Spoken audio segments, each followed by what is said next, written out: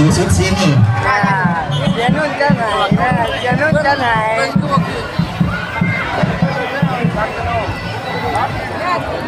โอ้นี่ละก็จนว่า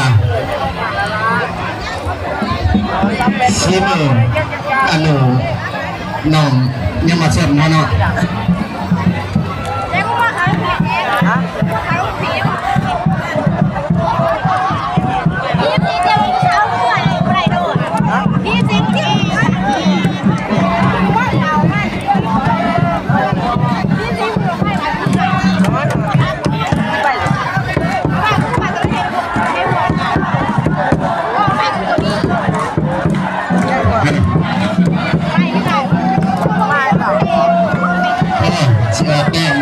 สีผ่าเลยเนาะนี่นะ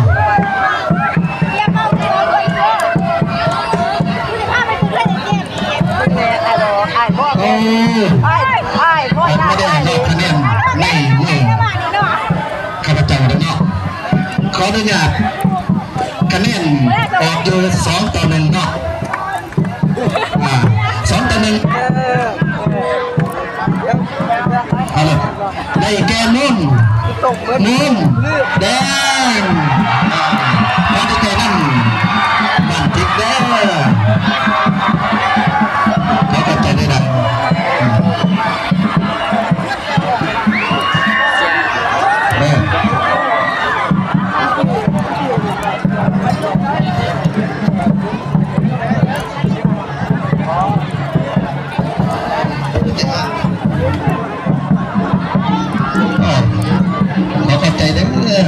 สำหรับการแข่งขันในครั้งนี้เนาะการเกมนี่ครูต่อไปเนาะครูต่อไปนี่แม่นคือบ้านส้มจะพบกับบ้านพี่ทองเนาะครูนี่เป็นครูลาดตาสักเนาะจะสิออกจังไรกาขอเคียงโซ่เคียงส้มน้ำพี่น้องและพักอนุกรรมการเบิร์ดทุกทุกฐานเนาะ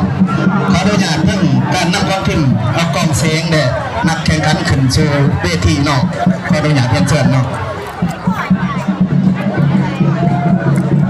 บ้านชมทราย